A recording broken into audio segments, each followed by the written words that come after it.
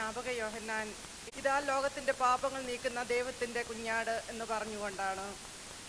ഈ വാചകം അന്വർത്ഥമാക്കിക്കൊണ്ട് ഈശോ എൻ്റെ പാപങ്ങളുടെ ഫലമായുണ്ടായ അപമാനം, നിന്ദന, വേദന, സഹനം, മരണം ഇതെല്ലാം ഏറ്റെടുത്ത് കുരിശിൽ മരിച്ചു. എനിക്ക് പകരക്കാരനായി ഞാൻ സഹിക്കേണ്ടിയിരുന്ന വേദനകളും വിഷമതകളും ഈശോ ഏറ്റെടുത്തു.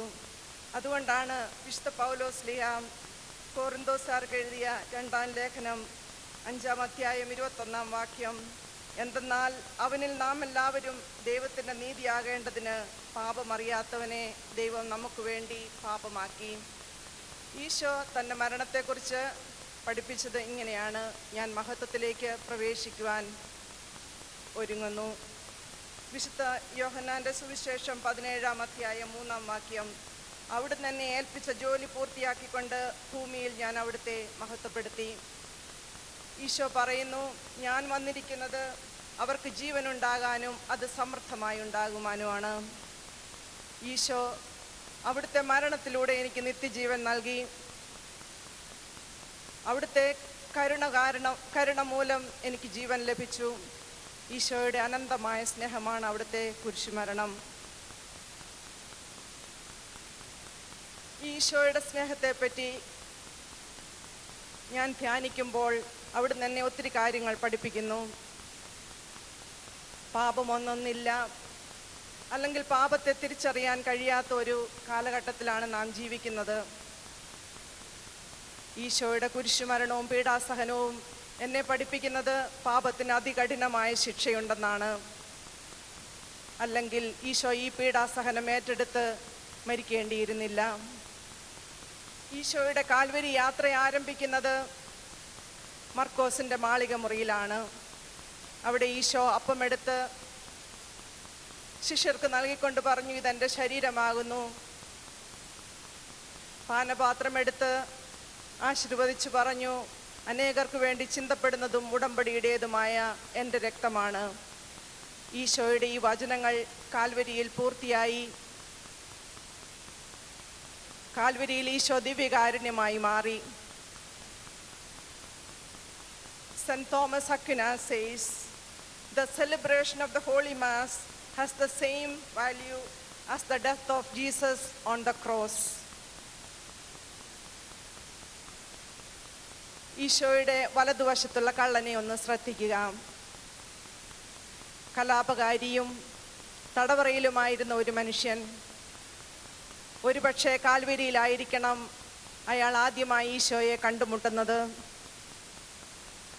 ഇന്നെനിക്ക് ബൈബിൾ പഠിക്കാനും വചനം കേൾക്കാനും ഒത്തിരി അവസരങ്ങളുണ്ട്. ഒരുപക്ഷെ ആ മനുഷ്യൻ ആദ്യമായിട്ട് ഈശോയെ കാണുന്നത് തൻ്റെ തീവ്രമായ സഹനത്തിൻ്റെ ഇടയിലാണ്. ആ തീവ്രമായ സഹനത്തിനിടയിൽ ആ മനുഷ്യന് ഈശോയിലെ ദൈവത്വം തിരിച്ചറിയാൻ സാധിച്ചു. അതുകൊണ്ടാണ് അയാൾ പ്രാർത്ഥിച്ചത്, നീ നിന്റെ രാജ്യത്തായിരിക്കുമ്പോൾ എന്നെയും ഓർക്കണമേ എന്ന്. ഉടനടി ഈശോയുടെ മറുപടിയും വന്നു, നീ ഇന്ന് എന്നോടുകൂടെ പർദീസായിലായിരിക്കും. എൻ്റെ ജീവിതത്തിൽ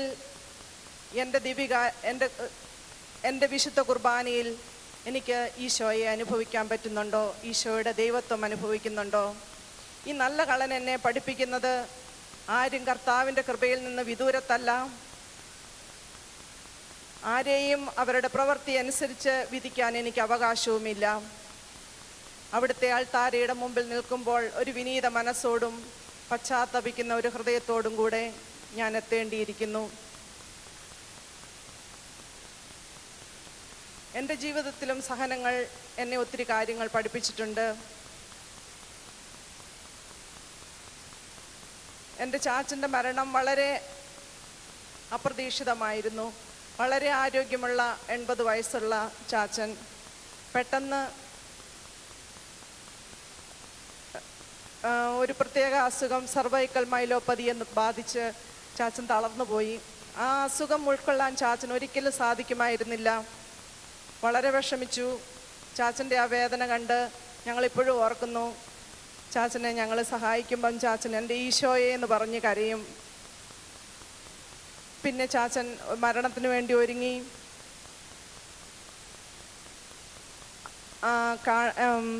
ബുദ്ധിമുട്ടുള്ള എല്ലാവരോടും ഫോൺ വിളിച്ചും നേരിട്ടും ക്ഷമ ചോദിച്ചു. ഒരു വലിയ അത്ഭുതകരമായ ഒരു മരണമായിരുന്നു ചാച്ചൻ്റെത്.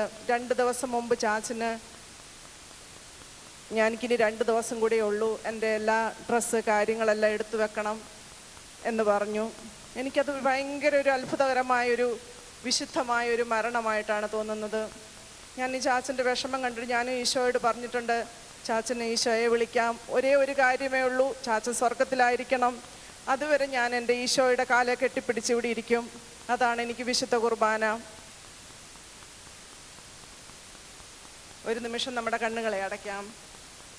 പരിശുദ്ധ അമ്മ കുരിശിൻ ചുവട്ടിൽ നിന്ന് അമ്മയെ ഓർക്കാം. മകൻ്റെ ഘാതകരെ മക്കളായി ചേർത്ത് പിടിച്ച അമ്മ. യോഹന്നാൻ 3:16 അവനിൽ വിശ്വസിക്കുന്ന ഒരുവനും നശിച്ചു പോകാതെ നിത്യജീവൻ പ്രാപിക്കുന്നതിനു വേണ്ടി തൻ്റെ ഏകജാതനെ നൽകാൻ തക്കവിധം ദൈവം ലോകത്തെ അത്രമാത്രം സ്നേഹിച്ചു. ദൈവം ലോകത്തെ മാത്രമല്ല എന്നെ വ്യക്തിപരമായി സ്നേഹിക്കുന്നു. അവിടുത്തെ മരണം എന്നെ ദൈവപുത്ര സ്ഥാനത്തേക്ക് ഉയർത്തി. നീ എൻ്റെ മകനാണ്, നീ എൻ്റെ മകളാണ് എന്ന് പറഞ്ഞ് ചേർത്ത് പിടിക്കുന്ന ആ സ്നേഹത്തെ ഒന്ന് ഓർക്കാം. എൻ്റെ ഈശോയെ, അങ്ങനെ ഇത്രമാത്രം സ്നേഹിക്കുന്നു, എന്നെ ഇത്രമാത്രം സ്നേഹിക്കുന്ന ഈശോയെ, അങ്ങേക്ക് ഞാൻ എനിക്ക് എന്താണ് ചെയ്യാൻ കഴിയുക? ഞാൻ വിശുദ്ധ കുർബാനയെ സ്നേഹിക്കും, വിശുദ്ധ കുർബാനയുടെ അടുത്തിരിക്കും, വിശുദ്ധ കുർബാനയിൽ നിന്ന് അവിടുത്തെ തിരുമുഖത്തിൽ നിന്ന് ഞാൻ പഠിക്കും. എൻ്റെ ഈശോയെ, വിശ്വസ്തതാപൂർവം എൻ്റെ മരണം വരെ അങ്ങയോട് വിശ്വസ്തയോടെ ജീവിക്കുവാനുള്ള കൃപ നൽകണമേ. ആമേൻ. എനിക്കൊരു മാമോദീസ വാങ്ങുവാനുണ്ട്, അത് പൂർത്തിയാകുന്നതുവരെ ഞാൻ അസ്വസ്ഥനാകുന്നു.